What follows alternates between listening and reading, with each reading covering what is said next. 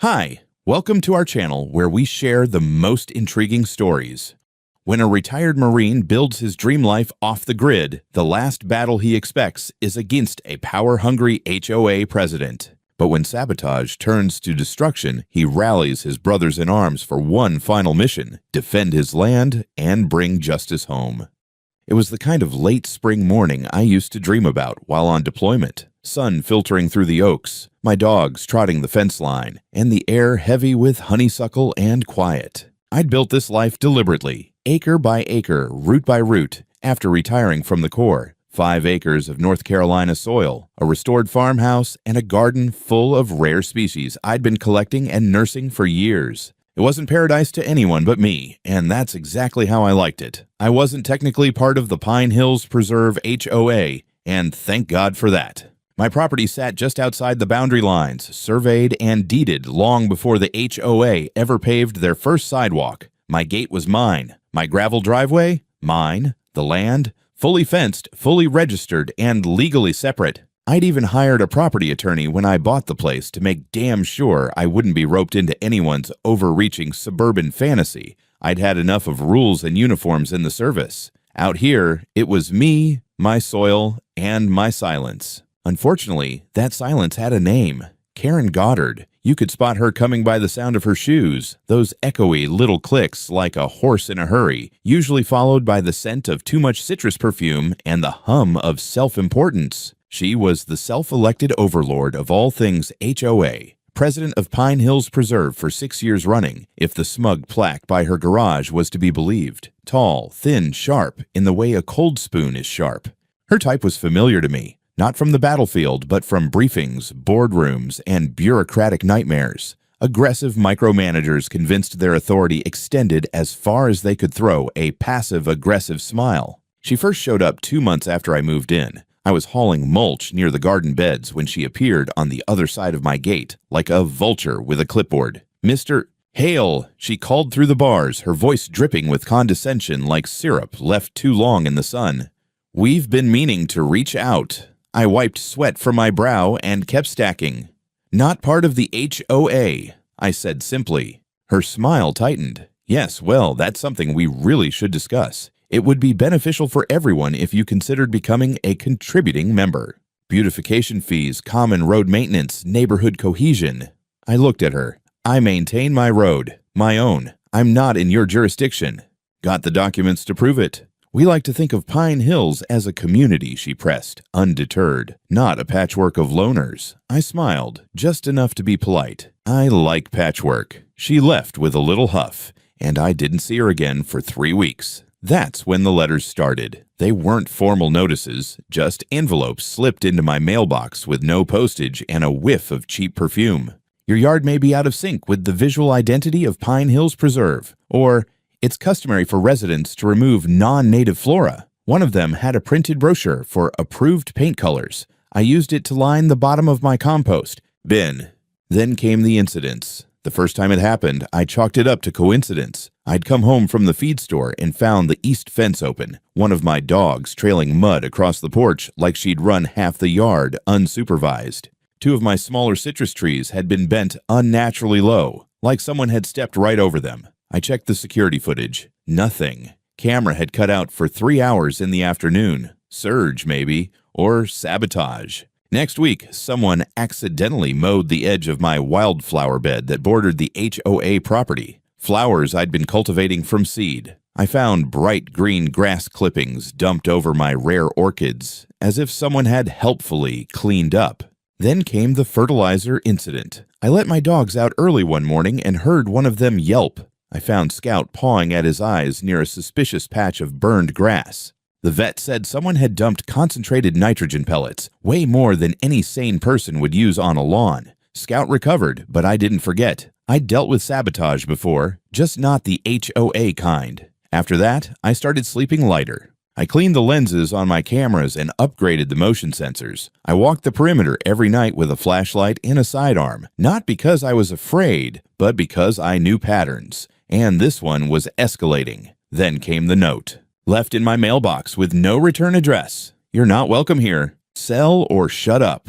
Now I'd been shot at by professionals, interrogated by tribal elders, and once had to defuse a screaming match between two Afghan village leaders while a goat chewed through our satellite cable. But this was some middle-class war game I never asked to play. Still, I figured maybe it would die down. Maybe Karen would find a new obsession. A neighbor with solar panels installed without permission, perhaps. Or a mailbox, one shade too turquoise. I needed a break. Something to clear my head. So when my old recon buddies suggested a long overdue road trip to a veterans convention 2 states over, I said yes without hesitation.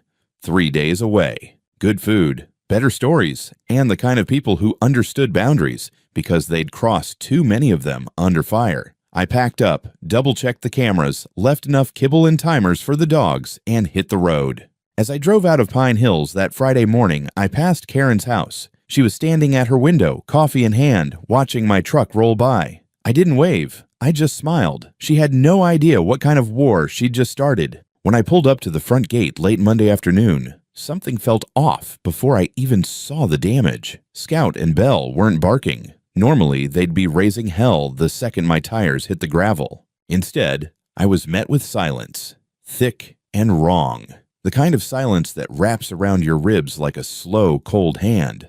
Then I saw it. The gate was open. Not broken, not smashed. Unlocked. The heavy chain I'd padlocked before leaving was hanging loose. The latch swinging in the breeze like someone had left it open on their way out. That chain had a military-grade master lock on it. Either someone had the key, or they'd planned around it. My boots crunched the gravel as I stepped out of the truck. The closer I walked, the slower I moved.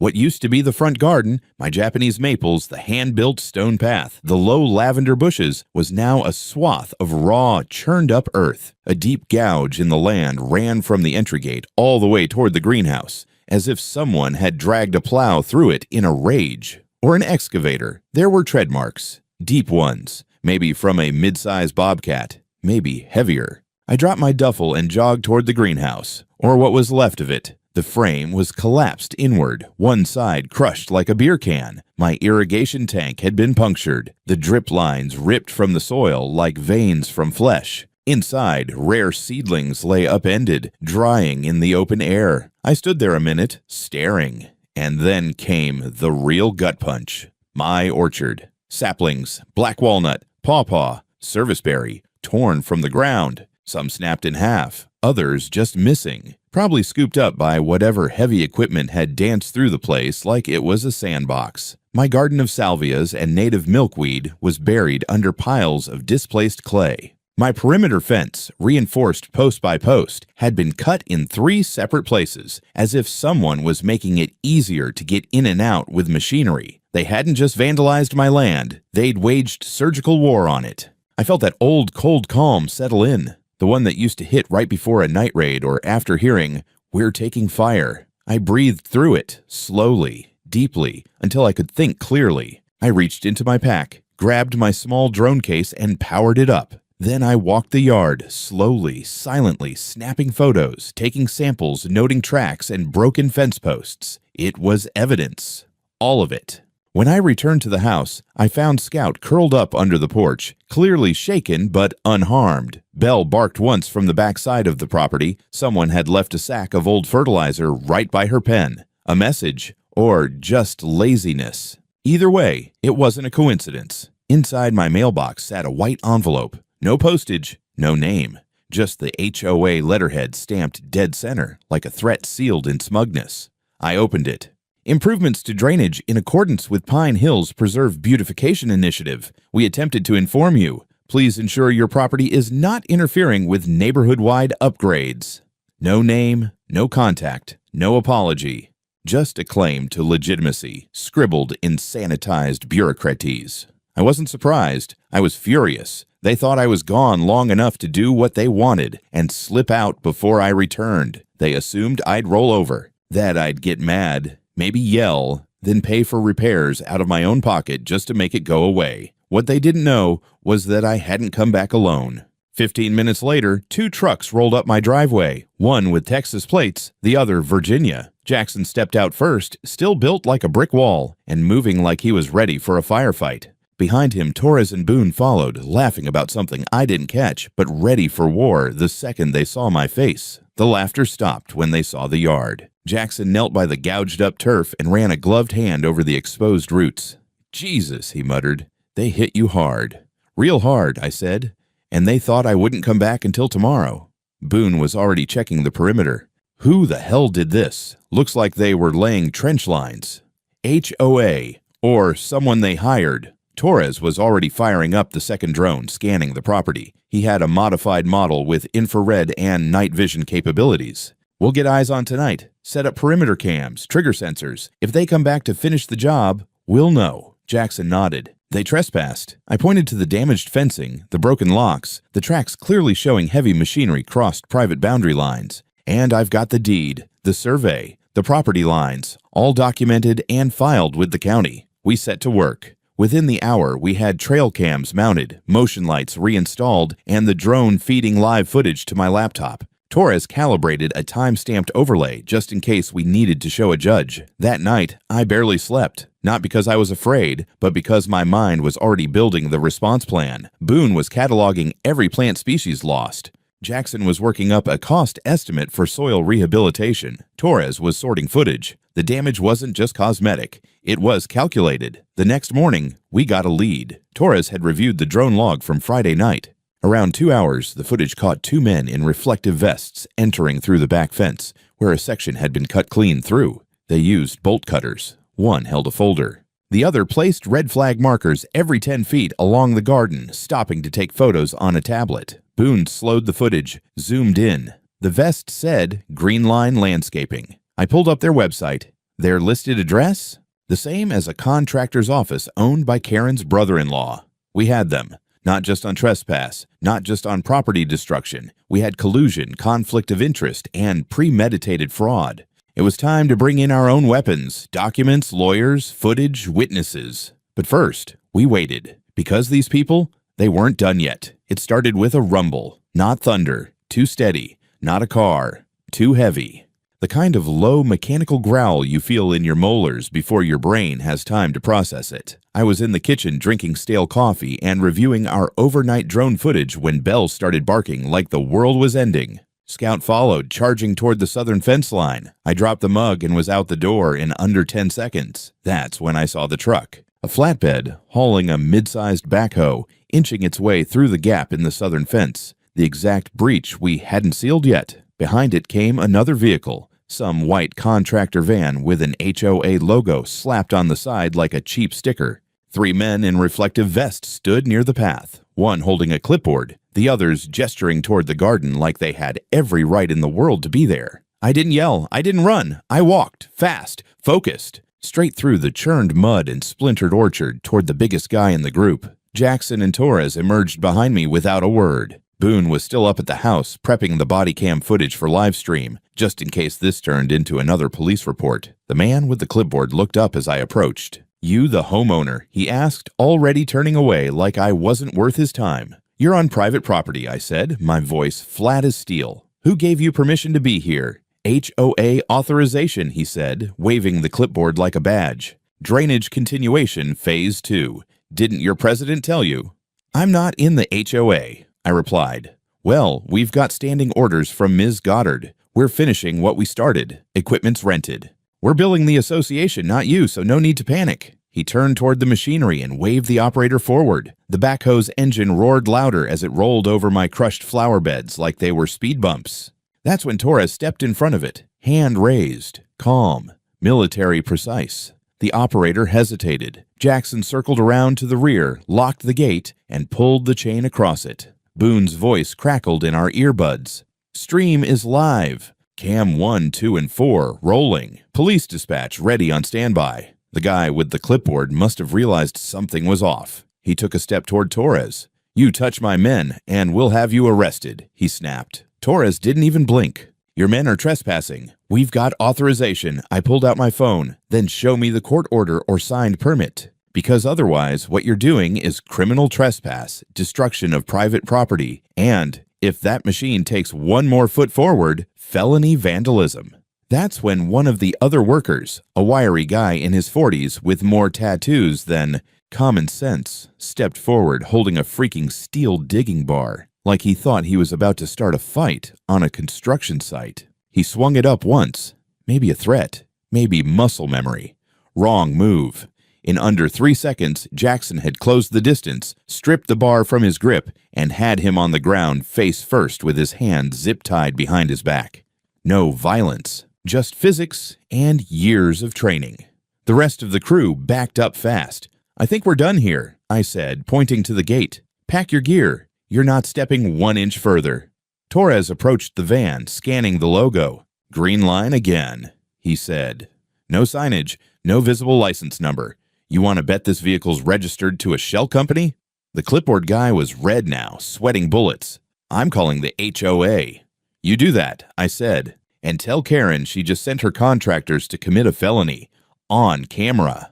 That's when the siren started. Sheriff's deputy rolled up, lights flashing, tires kicking up dirt. Officer McNeil stepped out, young, square-jawed, and local. I knew his father from the VFW hall. He surveyed the scene. 1 man zip-tied and quietly cussing, 3 other contractors frozen, a locked gate, and me, standing with a camo jacket and a folder in hand. I stepped forward first.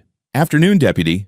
Got trespassers here. No permit, no sign permission, entry through a cut fence. Equipment already damaged my greenhouse and orchard last week. This is the 2nd incursion. We've got drone footage, body cam angles, audio, and drone tracking of prior illegal entry points." McNeil nodded slowly. "Y'all boys work for Ms. Goddard?" Clipboard guy looked like he'd swallowed a nail. We were hired through the HOA, yeah, drainage project." McNeil looked at me. "And your property's not part of their district?" "Confirmed," I said, handing over the property deed, parcel maps, and the HOA's recorded boundary documents from the county clerk. "All notarized. Want to see the footage from the drone, too?" He glanced at Jackson and Torres. "You guys keeping it professional?" Torres lifted his hands. "Zero contact except for disarming this guy. He was about to swing a digging bar." McNeil sighed. "All right, give me a minute." He radioed it in. 20 minutes later, another cruiser showed up, along with one of the county zoning officers. Boone escorted him around the damaged areas, explaining the prior incidents and pointing out the remains of marker flags placed during the unauthorized planning. Meanwhile, the workers tried to play dumb. "We were just told to finish the job. Didn't know it was off limits." She said it was okay. She, in this case, being Karen Goddard. Officer McNeil came back after a private phone call. "All right, Mr. Hale, here's where we stand. No record of county approval, no work order on file. The fence line matches your parcel lines. You're not part of Pine Hills Preserve jurisdiction." They had no legal authority to send contractors here. "Are they being charged?" "I've got to bring one of them in for the attempted assault with the tool. The rest we'll document and release pending investigation.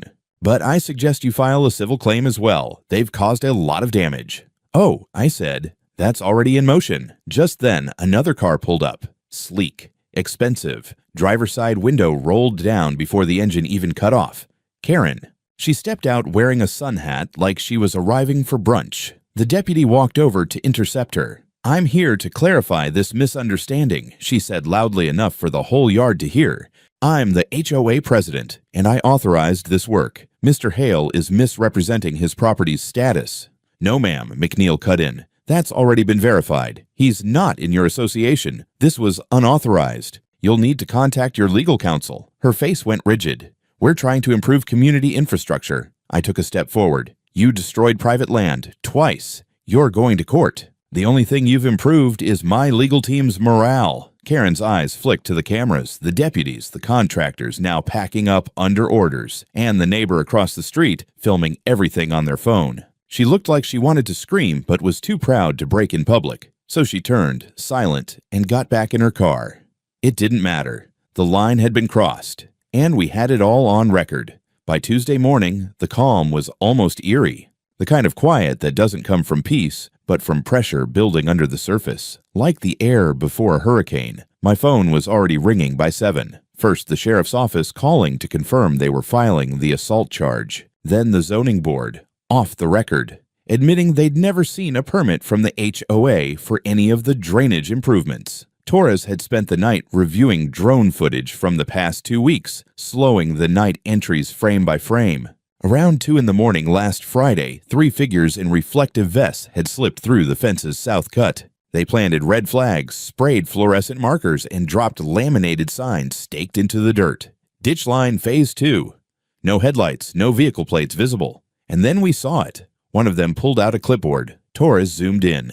A logo, Pine Hills Preserve HOA. Below it, a printed document with a name scrawled across the bottom. The signature was unmistakably mine, only I'd never signed a damn thing. Jackson and Boone were already in the dining room, sorting papers. Boone had a detailed damage report. Greenhouse infrastructure, irrigation system, trees, plant stock, fencing, soil degradation, valued at over $85,000. Jackson had his old contacts at the state bar check into Greenline Landscaping, the company name we kept seeing on the vests. Turns out it was registered to an LLC owned by Karen's sister's husband, Robert Sanderson. We were dealing with fraud, conflict of interest, unlicensed contracting, and felony trespass, all under the HOA's name. That same afternoon, I drove straight to the county recorder's office, Torres riding shotgun with the drone files.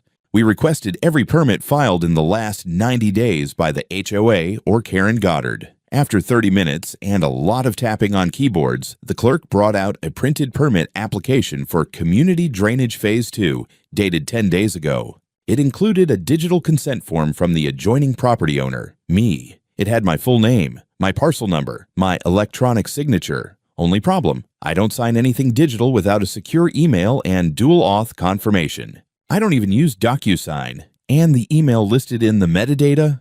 Not mine. That was all we needed. I called Jeremy. Jeremy Knoll wasn't just my friend. He was a former JAG attorney with experience in military property claims, civilian litigation, and federal fraud investigations. He'd helped prosecute contractors for forging supply records in Iraq.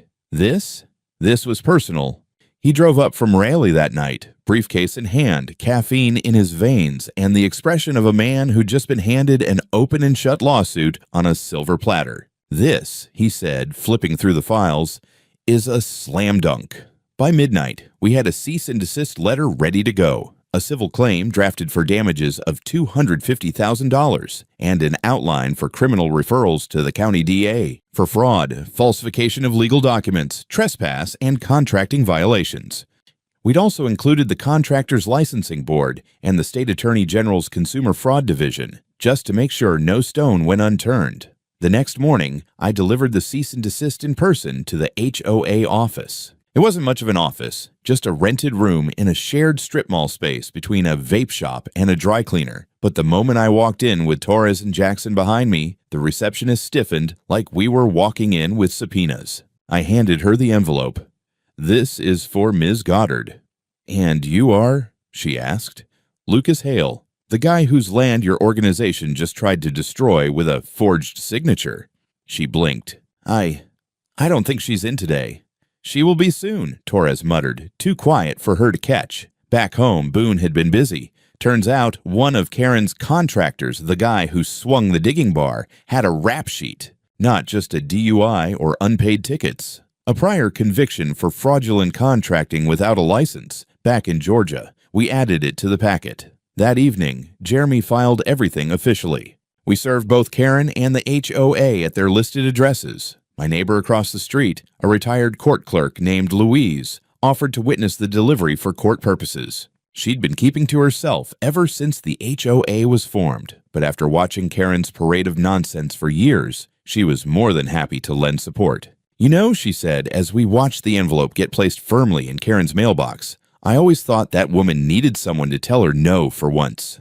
"That's what we're doing now," I said, "legally and permanently." I didn't celebrate. Not yet. There was too much to do. But as I looked out over my battered land, I started to feel the ground shift, not from bulldozers, but from leverage. They came at me with backhoes and paperwork. Now we were coming back with facts, filings, and firepower of our own. And this time, I wasn't just protecting my land. I was going to burn their paper fortress down from the inside, one legal page at a time. By the end of that week, our case had momentum, and Karen's little empire was beginning to show cracks. Word had started spreading through the neighborhood, not because I said anything, but because people talk, especially when contractors are detained by police and drones hover above property lines like hawks on a hunt. The first break came from a place I didn't expect. Martha Liddell, a retired school teacher who lived 3 houses down from Karen and, rumor had it, used to be her friend. She stopped me one morning while I was walking the perimeter with Scout. "Mr. Hale," she called out, voice shaking just a little. "You don't know me, but I think you ought to see something." She invited me in for tea, like we were about to discuss a bake sale. Instead, she brought out a stack of HOA newsletters, invoices, and meeting notes. Apparently, she'd served on the HOA Finance Subcommittee before resigning last month. "I didn't want to be part of something shady," she said, tapping the papers. "But I didn't know how shady it really was until you stood up to her." What she showed me was damning. Over $80,000 spent in the last 2 fiscal years on groundskeeping and drainage consulting, all paid to Greenline Services, LLC. She hadn't connected the dots until she saw my footage and recognized one of the workers as Robert Sanderson, Karen's sister's husband. Nepotism, kickbacks, fraud. I asked her if she'd be willing to go on record. She nodded. 2 days later, a local journalist from the county paper, Mark Dale, reached out. He'd seen my name on a court filing and wanted to know why a decorated veteran was suing a suburban HOA for $250,000. I invited him over. He expected some bitter retiree with a grudge. What he got was a guided tour of destroyed orchards, crushed irrigation systems, drone footage of midnight trespassers, and a polite but deadly serious explanation of what Karen Goddard had orchestrated. Mark's article dropped on Sunday. Pine Hills HOA or personal playground. How one homeowner fought back against rogue leadership. It hit hard. He included financial records, legal filings, and an anonymous quote from Martha. The HOA was supposed to protect property values, not destroy property outright. Neighbors began knocking on my door, some to apologize, others to vent. One man, a father of 3, told me he'd been fined $500 for painting his mailbox the wrong shade of beige.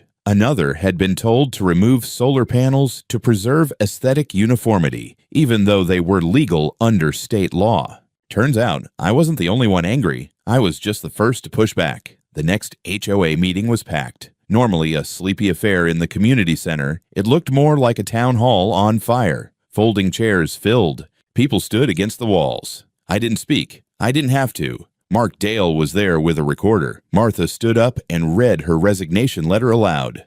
Then someone asked the question, where exactly is all this money going?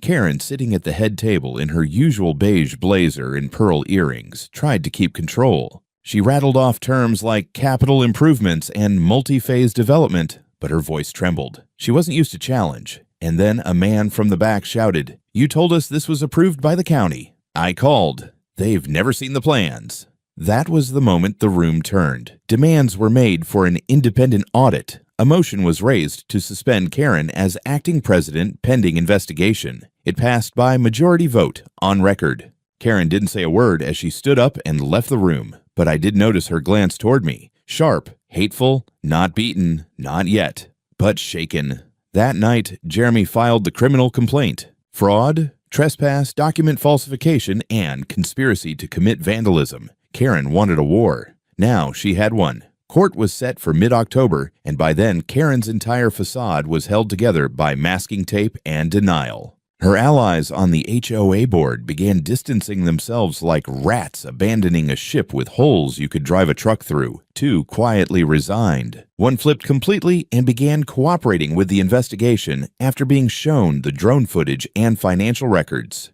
Jeremy had built our case like a siege engineer, layer by layer, evidence stacked with the precision of someone who'd once prosecuted wartime contracting crimes. We weren't just coming after her for trespass and property damage. We were coming for everything. The forged signature, the unauthorized use of HOA funds, the hiring of a known unlicensed felon, the false permit application to the county, and the physical invasion of private property. And it worked. The grand jury returned an indictment. Karen was arrested on 4 counts of felony fraud, 1 count of criminal conspiracy, and multiple counts of trespassing and falsification of legal documents. The image of her being led out of her home in cuffs made the local evening news, and the HOA Facebook group melted down like a block of butter in July. Of course, she posted bail. Of course, she claimed it was all a misunderstanding fueled by malicious actors, but at that point, no one was buying it. The civil trial started 2 weeks later. Karen had retained a defense attorney who looked like he belonged in a toothpaste commercial and spoke like he was auditioning for courtroom television. He argued that the HOA had acted in good faith, that the signature dispute was a clerical error, and that Mr. Hale's injuries were exaggerated. Then we showed the footage, the night entry with bolt cutters, the machinery rolling across my flower beds, the signed permit application using an email address that didn't exist, the contractor's criminal history, the payment records linking HOA funds directly to Greenline LLC. The courtroom went so quiet, you could hear the fluorescent lights buzzing. Jeremy presented a full economic damages report. It included the cost of replacing the greenhouse, replanting the orchard, repairing the fencing, rehabilitating the soil, plus pain and suffering, and legal fees. The final number, $264,000. The judge didn't take long.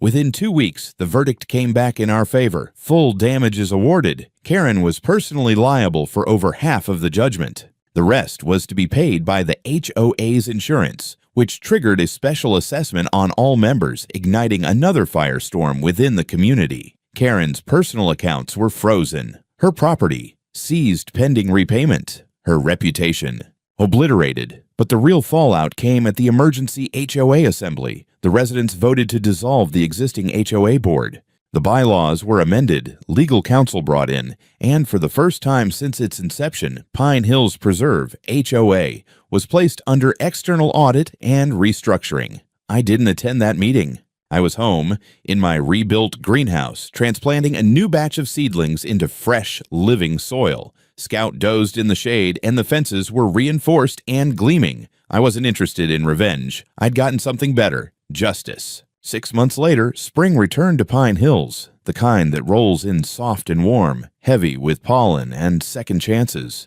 My land had scars, sure, but so did I. We'd both healed more than most expected. The greenhouse was fully rebuilt, stronger this time, with reinforced panels and a smart irrigation system powered by solar. Jackson helped install it on his last visit, muttering about civilian luxuries and how tomatoes should not require more tech than a military drone. The orchard was growing again, young saplings lined in neat rows, their roots firm in soil we'd amended ourselves bucket by bucket. We planted 1 tree for every day I'd spent away during the investigation. 7 of them. The 8th? That one was for Scout. He'd been my shadow through it all, and he deserved his own patch of shade. The HOA, gone as it once was. The board had been dissolved by overwhelming vote. The new committee was smaller, transparent, and, most importantly, understood exactly where my property began and ended. No more newsletters in my mailbox. No more beautification notices. Just respectful silence. Karen? Her sentencing came and went. 18 months probation, a permanent ban from holding HOA office, and financial ruin. Her house went on the market under court order, sold to a young couple who, on their first day, brought over banana bread and a handwritten card that said, "We heard the stories, we're not like that. Thank you for standing up." I told them they were welcome anytime, for coffee, for questions, or for the annual BBQ. That's right, the BBQ was back. What started as a backyard cookout among old Marines turned into a yearly gathering. Veterans, neighbors, friends, a few curious locals, everyone came. Even Mark Dale, the reporter, showed up with his teenage son and a 6-pack of something too fancy for me to pronounce. Torres handled the grill like it was a tactical op.